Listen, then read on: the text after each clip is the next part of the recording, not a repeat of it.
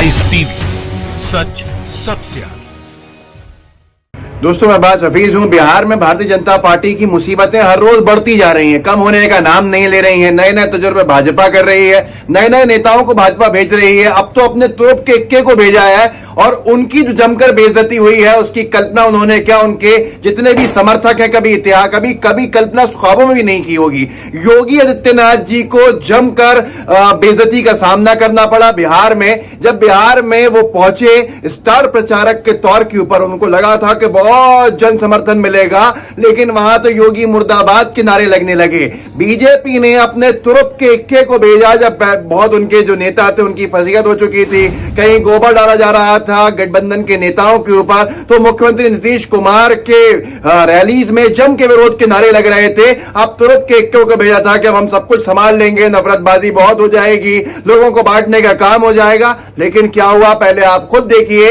योगी आदित्यनाथ जी ने जिंदगी में कभी सोचा भी नहीं होगा कि उनके साथ ऐसा हुआ होगा। देखिए कैसे नारे लग रहे हैं।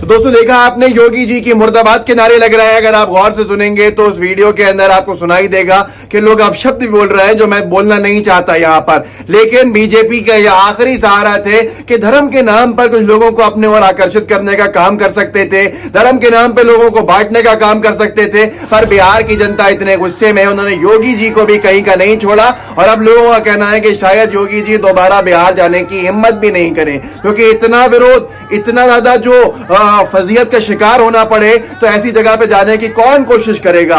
वो भी भाजपा ने तुरुप के इक्के के तौर पे जिनको भेजा, वो तुरुप का इक्का भी फेल हो गया वहां पर। और बिहार भाजपा के झांसे में नहीं आने वाला है, ये साफ दिख रहा है। दीवार पे लिखी भारत ये कह रही है कि भाजपा अब सत्ता से दूर होने वाली है बिहार के अंदर। अब यहां पर सिर्फ यही नहीं हुआ है दोस्तों, आगे भी और भी चीजें हुई हैं जिसको देखकर अब मोदी जी भी सुनने में आया है कि शायद अब सभा करने की का इरादा अपना जो भी होगा उनको वो ड्रॉप कर चुके होंगे। क्योंकि आपको याद हो, आपने देखा होगा कि भाई राजधानी ट्रेन अगर किसी पटरी पे चलनी है तो उस पटरी के ऊपर राजधानी का पहले इंजन भेजा जाता है नई राजधानी चलाने से पहले कि ये इंजन सही चलेगा नहीं चलेगा।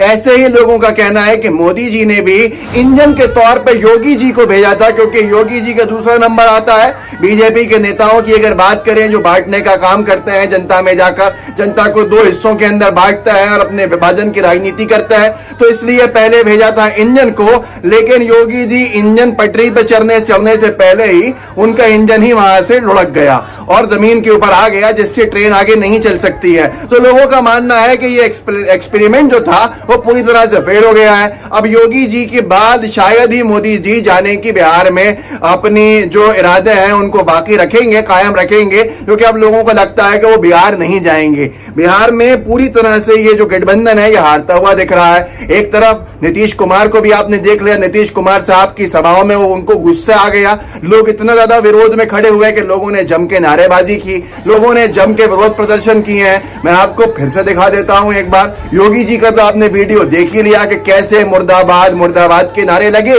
नीतीश कुमार जी के वीडियो को याद कर लीजिए। ये एक मुख्यमंत्री की कहानी है जो पहले देखी, और दूसरे मुख्यमंत्री की कहानी क्या हुई ये सब आपके सामने है। नीतीश बाबू ने गुस्से में यही कह दिया कि वोट मत देना भैया, बिहारियों तुम्हारा वोट नहीं चाहिए। लेकिन बिहार की जनता जो है ये बहुत ही ज्यादा समझदार जनता है। नीतीश बाबू को मालूम नहीं है कि ये अपना क्या रंग दिखाएगी और कैसा अपना निर्णय जो ईवीएम के अंदर कैद करेगी, तो समझ में आ जाएगा। देखिए कैसा गुस्से में आए जब लोगों ने इनको पलटू राम और घोटालेबाज कहना शुरू किया। देखिए सुनिए इस वीडियो को, कल भी दिखाया था, आज फिर देख लीजिए, याद दहानी याददाश्त ताजा हो जाएगी। देखिए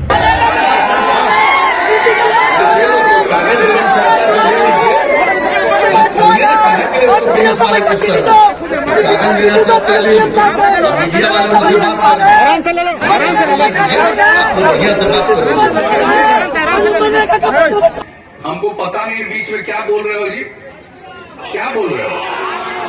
क्या बोल रहे हो? जरा हथवा उठाओ, कह को अनाप शनाप बोल रहे हो? जरा हाथ उठाओ। यहां पर ये सब हल्ला मत करो। तुमको अगर वोट नहीं देना है मत दो। तुमको अगर वोट नहीं देना है मत दो।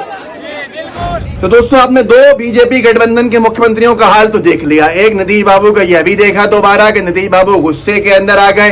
योगी जी का आपने इससे पहले देखा, वो योगी जी जो बीजेपी समझती है कि अगर कहीं बंटवारा करना है धर्म के नाम पे तो भेज दो इनको, वैसे ही अब बीजेपी आतंकवादियों को ले आई है बिहार के चुनाव के अंदर। नड्डा जी कह रहे हैं कि 300 आतंकवादी भारत में घुसने वाले हैं तो एनडीए को जिताइए। अरे भैया सत्ता में कौन है ऊपर? केंद्रीय सरकार आपकी है, कैसे घुस जाएंगे? और क्या आपको खबर देके बैठे हुए हैं बाहर आतंकवादी कि अभी बिहार के चुनाव है, हम घुस जाएंगे अगर बिहार में तुम हार गए इलेक्शन? ये किस तरह की बातें हैं? ये आपके सामने है। दो मुख्यमंत्रियों का हाल आपने अशर देख लिया। देवेंद्र फडणवीस जी भी जो महाराष्ट्र के पूर्व मुख्यमंत्री हैं वो भी वहां पर गए हुए हैं। उनकी सभाओं में गिनती के लोग आ रहे हैं, लोग सुनना नहीं चाह रहे हैं। कुछ तस्वीरें देख लीजिए, धर्मेंद्र जी ने डाली थी उन तस्वीरों को, और ये आपके सामने भूपेंद्र यादव जी ने, धर्मेंद्र प्रधान जी ने नहीं, माफी चाहता हूं, भूपेंद्र यादव जी ने तस्वीरें डाली थी आपके सामने। ये देवेंद्र फडणवीस जी की सभा है जिसके अंदर लोग दिखाई नहीं दे रहे हैं, जमीन खाली दिखाई दे रही है। भाजपा की जमीन भी खाली हो गई है, यही हकीकत है जिसको भाजपा समझ चुकी है। इसीलिए अब चुनाव के अंदर आतंकवादी भी आ गए हैं, आतंकवादियों का मुद्दा भी आ गया है। और साथ के साथ हैरान कर देने वाली बात यह है कि निर्मला सीतारमण जी ने आज ये कह दिया दोस्तों कि बिहार के अंदर अगर हम सत्ता में आए भाजपा मुफ्त में कोरोना का वैक्सीन लगाएगी।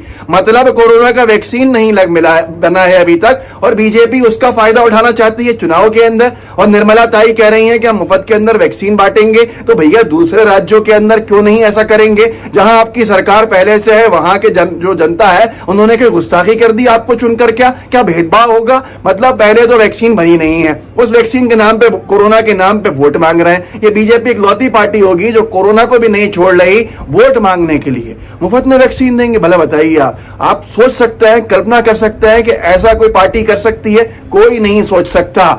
और जहां पर उत्तर प्रदेश के अंदर मुख्यमंत्री योगी जी घूम रहे हैं, वहां पर उनसे भी जनता पूछ ले एक बार कि भैया हमें भी कोरोना की वैक्सीन फ्री में मिलेगी या नहीं मिलेगी? मतलब जिन राज्यों में चुनाव है उन राज्यों के अंदर फ्री में वैक्सीन बांटेगी बीजेपी।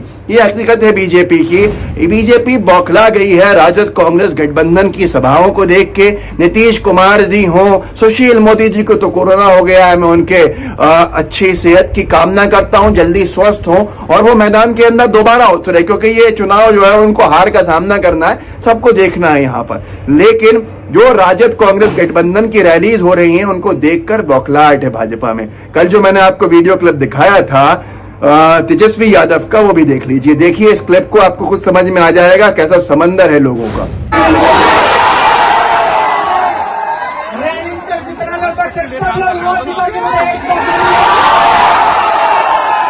एक मौका मिलेगा तो जिस दिन पहला मंत्रिमंडल की बैठक होगी तो पहला मेरा गठबंधन मुख्यमंत्री रहते हुए चलेगा तो देश के इतिहास में पहली बार एक साथ 10 लाख नौजवान को 10 लाख नौजवान को इकट्ठे सरकारी नौकरी हासिल